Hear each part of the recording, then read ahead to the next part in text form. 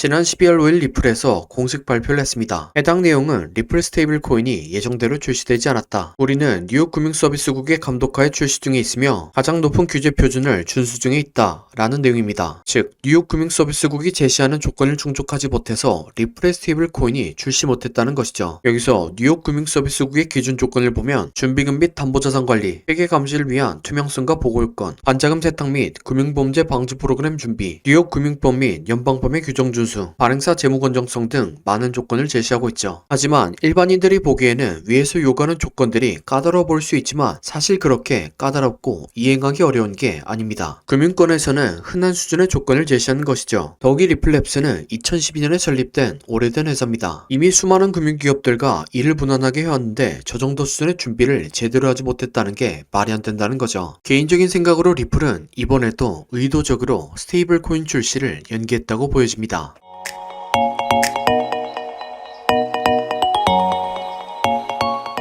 구독과 좋아요는 지속적인 영상 제작에 큰 힘이 됩니다. 영상을 시청하기 전에 구독과 좋아요 눌러주시면 감사하겠습니다. 리플은 의도적으로 시간을 컨트롤하는 모습을 지속적으로 보여줬습니다. 가장 대표적인 예시로는 8월 5일 엔캐리 청산 이슈로 인해 생긴 블랙먼데이 사건이 있죠. 이 당시를 복귀해보면 8월 5일에 엔캐리 청산과 각종 경제지표가 안 좋게 남에 따라서 주식과 코인의 가격 모두 강하게 빠진 사건이 있었습니다. 그리고 2일 뒤인 8월 7일에는 오랜 기간 동안 리플을 괴롭혀온 SEC가 리플과의 소송에서 사실상 패소했다는 호재가 나왔죠. 이에 따라 8월 5일에 리플은 34% 빠졌고 8월 7일에는 49%의 상승이 있었습니다. 여기서 리플을 자세하게 관찰하신 분들은 이게 의도적인 연출이라는 걸 알 수 있었죠. 바로 7월 18일과 8월 1일 날 리플과 SEC의 비공개 회의를 연달아 취소시킨 겁니다. 그것도 사유도 공개하지 않은 채 말이죠. 이건 리플에서 8월 5일 날 악재가 나올 걸 이미 알고 있었고 최대한의 이득을 보기 위해서 계획했다고 보여집니다. 호재 이후에 악재가 나오는 것보다 악재 이후에 호재가 나오는 게 세력의 입장에서 더 큰 수익을 볼 수 있기 때문이죠. 그래서 리플은 본인의 생각을 실행에 옮겼습니다. 원래대로라면 7월 18일 날 정상적으로 비공개회가 진행됐을 겁니다. 그리고 7월 말에 승소 뉴스가 발표되고 8월 5일에 블랙먼데이가 찾아왔겠죠. 하지만 최대한의 이득을 보기 위해서 7월 18일과 8월 1일 날 비공개회의를 의도적으로 취소시켰죠. 그 덕분에 7월 말에 나왔어야 할 호재가 블랙먼데이 이후에 발표됐습니다. 결과적으로 세력은 힘들이지 않고 저렴한 가격에 리플코인의 물량을 매집할 수 있었고 별다른 노력과 돈을 사용하지 않고 가격을 쉽게 들어올릴 수 있었습니다. 그리고 세력의 매집 타점은 이후로 한 번도 깨지지 않았고 아시는 것처럼 500%가 넘는 상승까지 만들어졌죠. 이처럼 리플은 시간을 컨트롤해서 이득을 보는데 굉장히 뛰어납니다. 따라서 리플의 보유자들은 리플의 이러한 속성을 이해하고 리플코인의 이슈들을 해석하는 게 좋다고 생각합니다. 그래서 리플이 뉴욕 금융서비스국의 조건조차 충족하지 못한 건 의도적으로 충족하지 않았다 라고 보는 게 합리적이라는 생각입니다. 어떤 이유로 지금 리플이 스테이블 코인 출시를 하지 않은 건지 정확한 예측은 할 수 없지만 리플을 계속 주시하면 앞뒤가 맞아떨어지는 결정적인 사건이 조만간 나오지 않을까 생각합니다. 또한 스테이블 코인 출시는 리플랩스의 사활이 걸린 문제이기 때문에 어떻게든 출시될 겁니다. 리플의 스테이블 코인은 트럼프 행정부의 가상자산 부서에서 일부 정도가 아니라 미국의 무역을 위해서 중대하게 사용될 가능성이 높기 때문이죠. 여기에 대해서 이해하기 위해서는 리플 코인의 주목적과 트럼프 정부의 성격에 대해서 알아야 합니다. 우선 리플 코인은 국가 간의 송금을 위해서 만들어졌습니다. 그리고 국가 간의 송금은 무역에서 필수적으로 일어나죠. 즉 리플 코인의 주된 타겟 대상은 무역인들이 되는 것이죠. 실제로 리플이 한국에서 기자간담회를 진행했을 때도 서울 삼성에 있는 그랜드 인터컨티넨탈 호텔에서 진행했습니다. 바로 이 호텔은 한국무역협회 근처에 있기 때문이죠. 그리고 리플은 실제로 무역인들에게 편리성을 제공합니다. 가장 기본적인 송금은 전통은행과 스위프트 등을 경유해서 진행이 가능했습니다. 그래서 긴 송금 시간과 높은 수수료는 단점을 가지고 있었죠. 하지만 다들 아신 것처럼 리플은 블록체인 기술이 접목된 암호화폐입니다. 중앙화된 속성에 전통은행과 스위프트의 통제를 받지 않고 송금이 가능하죠. 그래서 원하는 대상에게 저렴한 수수료로 빠르게 송금할 수 있죠. 여기에서 트럼프의 성격을 이해하면 리플의 스테이블 코인이 왜 중요한지 알 수 있습니다. 트럼프는 항상 아메리카 원리를 외칩니다. 다시 예전처럼 미국을 절대 강국으로 만들고 싶어 하는 거죠. 현재의 미국은 경제 주권을 통해서 전 세계를 통제하고 있습니다. 우선 미국이 달러를 발행합니다. 그리고 그리고 페트로달러 체제로 인해서 전 세계 무역 통화의 88% 이상에서 달러가 사용되죠. 그래서 모든 나라들은 미국과의 무역이 아니더라도 달러 사용이 가능하기 때문에 달러를 비축하죠. 그리고 달러를 비축하는 과정에서 최대한의 이득을 볼 수 있게 이자를 주는 미국 채권을 매수합니다. 그러면 미국은 발행된 국채에 맞춰서 부채를 늘리고 다른 나라들의 물건을 사줍니다. 그리고 세계 최고의 미국 기업들이 그 돈을 다시 회수하는 거죠. 이 모든 과정이 계속해서 반복하며 다른 나라의 경제를 장악하는 겁니다. 이러한 경제적 장악력은 트럼프가 외교에서 보여주는 관세 부과라는 강력한 무기의 바탕이 됩니다. 하지만 이러한 절대적인 무기를 사용한 데 있어서 스위프트라는 걸림돌이 하나 있죠. 스위프트는 국제은행통신협회의 약자로 200여 국의 금융기관을 연결하는 네트워크 기관입니다. 현재는 국제금융거래의 코어 인프라로 자리 잡고 있는 기관이죠. 그런데 문제는 스위프트의 본부가 벨기에에 위치했다는 거죠. 즉 미국이 아니라 유럽연합의 법적 권한권 아래에서 운영되고 있다는 겁니다. 이는 미국의 절대적인 지배를 원한 트럼프의 입장에서 눈엣 가시거리겠죠. 그래서 조용히 스위프트의 힘을 줄이기 위한 방편으로 리플을 수용하게 된 겁니다. 리플은 미국에 본사를 두고 있고 미국인이 운영하는 회사이기 때문이죠. 또한 리플의 수용 상태를 보면 리플의 사용 정도에 비해서 이미 과하게 많은 곳들과 파트너십을 맺었습니다. 일본은행의 80% 이상은 이미 리플과 파트너십을 맺었고 암호화폐에 대해서 엄청나게 적대적인 중국의 금융기관들마저도 리플과 파트너십을 맺은 거죠. 과하다 싶을 정도로 많은 파트너십이 이루어진 겁니다. 거기에 대해서 트럼프는 스위프트의 영향을 받게 되는 CBDC까지 제한하려는 움직임을 보여주고 있죠. 이 모든 것들이 기존 국제경제에서 스위프트가 가지고 있던 영향력을 축소하고 미국으로 가져오기 위한 움직임이라고 생각합니다. 이러한 계획을 실행하기 위해서는 리플의 스테이블 코인이 필수적이죠. 스테이블 코인이 아닌 일반 리플은 변동성이 너무 심하기 때문에 거래용 화폐로 사용될 수 없습니다. 하지만 스테이블 코인은 거래에서 가장 많이 사용되는 달러와 1대1로 연동되기 때문에 변동성이 굉장히 적죠. 종합해보면 리플의 스테이블 코인은 단순한 투기 자산이 아니라 앞으로 미국의 무역을 지탱하는 중심 중 하나가 될 겁니다. 그래서 이 정도의 비전을 가지고 있는 리플 코인이 비상기업령이나 스테이블 코인 출시 지연 등의 악재로 가격이 하락하는 건 기회라고 생각합니다. 리플이 이번에는 시간을 이용해서 어떤 계획을 준비하고 있는지는 모르겠지만 제가 앞서 말씀드린 정황을 조합해보고 이벤트가 터지면 합리적인 판단과 투자를 해보시기 바랍니다. 다음으로 리플의 차트 분석입니다. 리플은 2018년부터 고점은 점차 낮춰가고 저점은 점차 높여가는 삼각수렴을 진행했습니다. 전형적인 세력들이 매집을 하면서 나타나는 패턴 중 하나죠. 이렇게 수렴과 매집이 다 끝나니까 추세를 상승으로 전환시키는 충격파동이 나왔습니다. 이 패턴이 나오면 저점을 깨지 않고 고점을 추가적으로 갱신하죠. 충격파동 이후의 이론대로 조정파동을 그렸지만 저점을 깨지 않았고 강세장의 비율과 형태까지 만들었습니다. 또한 플랫파동이 충격파동보다 훨씬 오랜 기간 동안 진행되었으며 이파가 가장 자주 완성되는 618에서 조정이 마무리되고 이론대로 강한 상승 파동을 만들었습니다. 결과적으로 3파가 연장된 형태의 충격 파동이 만들어지고 있는 걸로 보여집니다. 물론 여기서 더 올라갈 수도 있지만 가장 이상적인 3파 현장의 비율인 3.236에서 비상기업령과 스테이블 코인 출시 지연 악재가 터지며 조정이 만들어지고 있습니다. 따라서 저점에서 리플을 잡으신 분들은 일정량을 털고 리플의 매수를 생각하시던 분들은 조정 파동 이후에 매수하는 게 좋다고 생각합니다. 이렇게 말씀드리면 리플의 매수를 생각하시던 분들은 아쉬운 마음이 들 것 같습니다. 하지만 현재 비트코인의 상승과 함께 저점에서 좋은 위치에 자리 잡은 코인들이 많이 생겨나고 있죠. 그래서 지금까지 시청해주신 구독자분들을 위해서 저점에서 패턴이 완성된 다른 코인을 가져왔습니다. 네, 바로 이게 패턴이 완성된 코인의 차트입니다. 코인 차트 공부를 많이 하신 분들은 아시겠지만 과거에 대상승을 했던 코인들이 폭발 직전에 보여줬던 차트 패턴이죠. 이런 코인을 찾는 방법을 알려드리면 첫 번째로 세력이 장기간에 걸쳐서 매집하는 점, 흔히 말하는 박스권이 형성되고 기간은 길면 길수록 좋습니다. 세력이 시간과 돈을 써가면서 고점을 만들었는데 고점에서 차익 실현할 물량이 없다면 바보겠죠. 하지만 세력은 굉장히 똑똑합니다. 그리고 매집을 위해서 개미들의 물량을 뺏는 과정이 필요합니다. 보통 개미들의 물량을 뺏는 패턴으로 오랜 기간 동안 횡보를 하면서 개미들을 지치게 하는 시간 조정과 가격을 갑자기 빠르게 움직여 개미들에게 공포를 주면서 물량을 뺏는 가격 조정이 있죠. 마지막으로 개미들의 물량을 충분히 뺏었다 싶으면 상승의 신호탄을 추적해야 합니다. 보통 상승의 신호탄은 거래량을 동반한 장대양봉이죠. 예를 들면 2020년도에 엄청난 상승을 보여줬던 세타펠 코인이 있습니다. 이렇게 1년 동안 횡보를 하면서 박스권을 만들죠. 그리고 그 과정에서 가격 조정을 한 번씩 줍니다. 물량이 다 보였다 싶으니까 거래량을 터뜨리면서 장대양봉을 만들죠.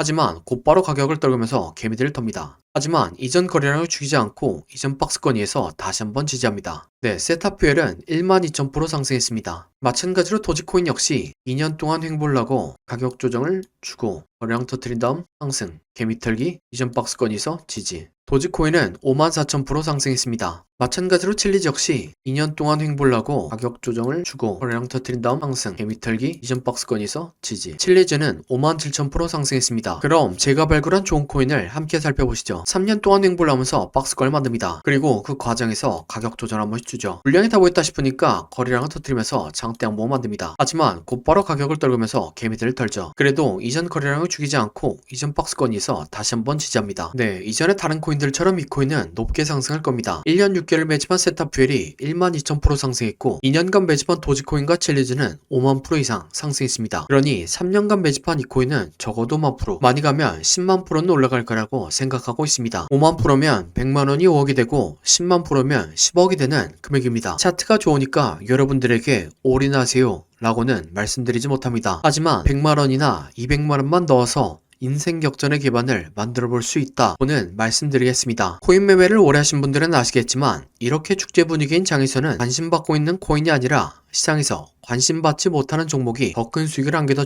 그래서 저는 무리하지 않는 선에서 시장에서 관심받지 못하는 이 코인을 매수하려고 합니다. 저와 함께 이 코인을 매수해 보실 분은 화면에 나오는 010-7448-0073 번호로 30이라고 문자 주시기 바랍니다. 그러면 제가 여러분들이 구독자인 것을 알아보고 바로 코인 이름을 문자 드리겠습니다. 이렇게 말씀드리면 이 코인이 무엇인지 영상에서 말하면 되는데 왜 영상에서 말 안 하고 문자를 보내라고 하냐 라고 하시는 분들이 계시죠. 이건 세력들의 눈을 피하기 위한 수단이라고 봐주시기 바랍니다. 유튜브의 기능이 너무나 발달해서 이렇게 스크립트 표시를 클릭하면 제가 영상에서 말한 내용이 그대로 글로 작성됩니다. 즉 외부에서 검색을 하면 이 동영상이 접근이 가능하다는 거죠. 그래서 세력들은 본인들이 매집한 코인을 다른 사람들은 어떻게 생각하는지 굉장히 쉽게 파악할 수 있습니다. 그러면 앞에서 차트 분석을 왜 했냐 라고 생각하실 수 있는데 제가 차트 분석한 코인은 저 말고도 수만 명의 사람들이 분석 영상을 찍어서 올리죠. 물리적으로 그걸 다 하나씩 관찰하기라 불가능합니다. 하지만 이 코인은 검색해보면 몇 명 되지 않습니다. 세력들의 입장에서도 지켜볼 만하다는 거죠. 그래서 10만 프로를 노리고 들어가는데 굳이 세력들에게 저희들의 전략을 노출시킬 필요가 없다는 생각입니다. 아무튼 이 코인이 무엇인지 궁금하신 분은 화면에 나오는 010-7448-0073 번호로 30이라고 문자 주시기 바랍니다. 그럼 구독과 좋아요 부탁드리고 다음 영상으로 찾아뵙겠습니다.